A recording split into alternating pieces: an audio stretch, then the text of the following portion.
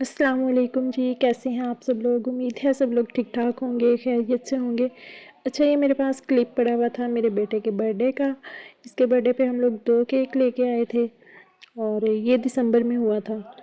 उसके बाद वो दोनों क कट किए थे क्योंकि ना स्पेशल केक नहीं बनवाया था, इसलिए फिर सब लोग थे ना घर वाले, 2 केक काफ़ी रहते थे। अगर 1 लेते तो वो कम हो जाना था। और ये फिर जब आगे हम दिसंबर में चले गए थे अम्मी के पास, तो ये मुस्किन कर रहा था पेंटिंग और मैं इसके पास आके बैठ गई थी। बड़ी अच्छी रेनबो बना रहा था। इसको ना मैंने शुरू से ही ड्राइंग की आदत डाली है, यानी जब ये अकेला होता था ना घर में, इसका दिल नहीं लगता था और छोटा था, स्कूल भी नहीं जाया करता था, तो फिर इसको कोई ना कोई एक्टिविटी चाहिए होती थी। इतने ज़्यादा बच्चे नहीं होते थे, इसके एज फेलोज़ कम थे, कोई बहन भाई भी नहीं था। तो तब से मैंने इसको ना ड्राइंग पे लगाया।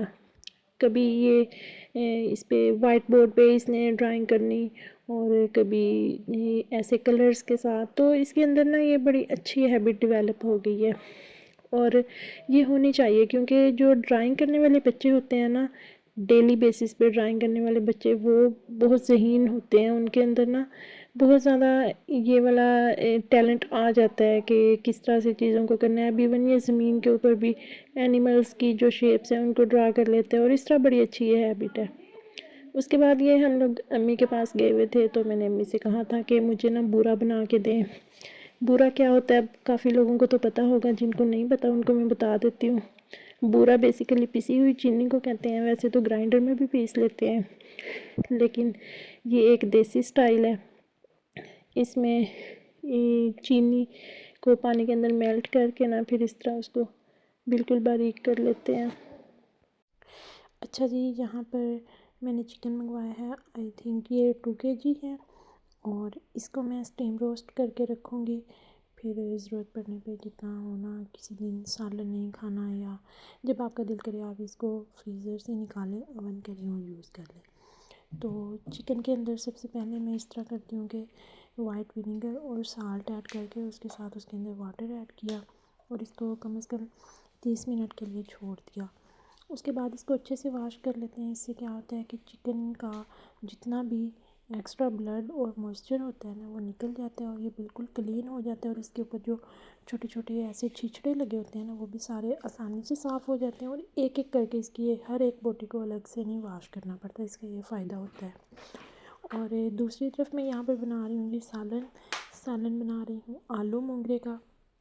और उसके लिए मैं फ़ॉलो करती हूँ अपनी अम्मी की रेसिपी को। अम्मी की रेसिपी ये है कि सबसे पहले मोंगरे घी में या ऑयल, जो भी आप कुकिंग के लिए यूज़ करें, उनको फ्राई कर लेना है।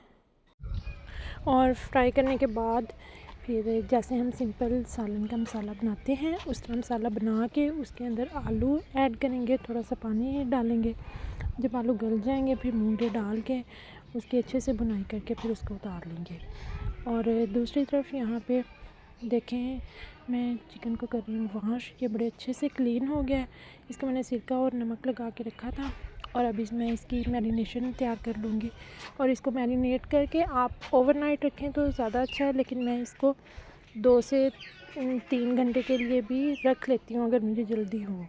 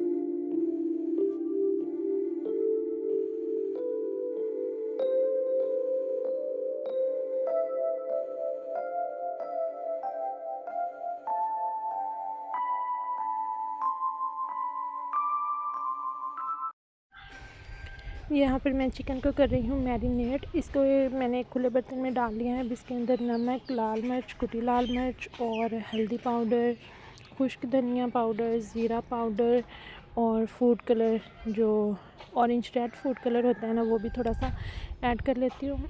और इसको अच्छे से आपने कर लेना है मिक्स।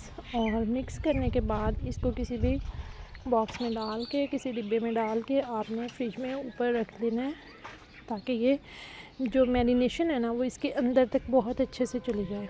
और फिर मैंने तो इसको आज शाम में ही बना लिया था, क्योंकि आज सालन नहीं बनाया था, तो शाम में हमने कहा था कि हम ये रोस्ट ही खा लेंगे। और दूसरी तरफ मेरा सालन जो है वो भी रेडी हो गया था। अच्छे सब्ज़ धनिया ये ना मैं काट के इस तरह से टोकरी में रख लेती हूँ इकट्ठा। ये तकरीबन 1 हफ़्ते तक बिल्कुल फ्रेश रहता है, ख़राब नहीं होता।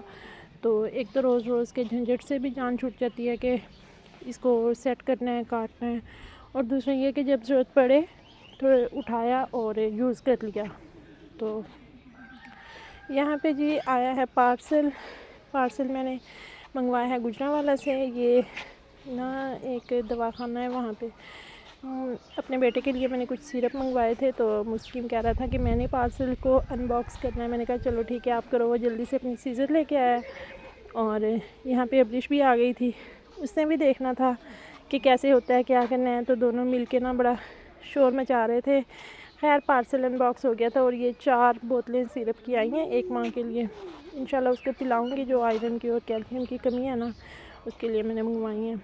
और फिर नेक्स्ट डे तकरीबन दोपहर के वक्त मैं आ गई थी बाज़ार।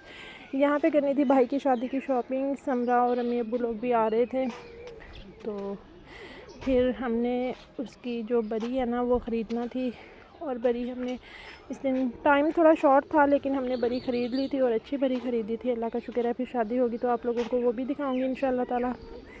ये नहीं है कि एक ही जगह से या एक ही पॉइंट से मिल जाए, काफ़ी ज़्यादा घूमना फिरना पड़ता है तब जाके चीज़ें मिलती हैं। और वापसी फिर रात को हुई थी। फिर अब्बू ने कहा था कि मैं आपको छोड़ आऊँगा घर, क्योंकि बच्चे भी काफ़ी तंग कर रहे थे। 6 बजे तक मैंने शॉपिंग करवाई थी, उसके बाद फिर मैं आ गई थी।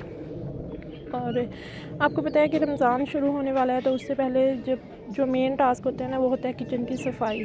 तो मैं क्या करती हूँ कि एक ही दिन पूरा किचन बाहर निकाल के उसकी हर चीज़ और फिर उसको साफ़ करने का मेरे पास टाइम नहीं होता। तो मैं ना डेली एक केबन को क्लीन कर लेती हूँ। जैसे ये जो केबन है ना जिसके अंदर आटे की बाल्टियाँ वगैरह हैं, इसको मैंने किया है आज साफ़। और अब मैं इसके अंदर वापस सारी चीज़ें अरेंज कर रही हूँ। तो ये यहाँ पे मैंने इसके अंदर शक्कर रखी हुई है, कटिंग बोर्ड और बुरा बनवा के लाई थी अम्मी से। ये सारी चीज़ें ना बड़े अच्छे से अरेंज की हुई हैं। ये मैंने रजिस्टर भी रखा हुआ है। जब मैं पराठे बनाती हूँ ना, तो मैं जो रोटी वाला रुमाल होता है उसके अंदर मेरी आदत है कि मैं एक पेपर रख लेती हूँ। वो जो एक्स्ट्रा जितना भी ऑयल होता है ना वो उसके अंदर एब्जॉर्ब हो जाता है। तो इस तरह करके मेरे जो किचन के नीचे वाले कैबिनेट्स हैं ना, उन सब की तो सफाई हो गई है कंप्लीट। आपको तो मैंने सिर्फ एक की दिखाई है, लेकिन मैं डेली एक केबिन सुबह के वक्त साफ़ कर लेती हूँ। अब कल से इंशाल्लाह ताला ऊपर वाले कैबिनेट्स जो हैं वो भी सारे एक एक करके साफ़ करूँगी। फिर फ्रिज को साफ़ करूँगी। एग्जॉस्ट फ़ैन नहीं है वो लगवाना है। तो इस तरह करके ना इंशाल्लाह सारा काम रमज़ान के आने तक हो जाएगा और फिर रमज़ान इंशाल्लाह बहुत अच्छे से गुजारेंगे। तो जी आज का मेरा व्लॉग यहीं तक था। उम्मीद है आप लोगों को बहुत पसंद आएगा। अगर पसंद आए तो चैनल को फॉलो और सब्सक्राइब ज़रूर कीजिएगा, वीडियो को लाइक कीजिएगा। इंशाल्लाह ताला आपसे मिलूँगी मैं अपनी नेक्स्ट वीडियो में। तब तक के लिए अपना बहुत सा ख्याल रखिएगा, दुआओं में याद रखिएगा। अल्लाह हाफिज़।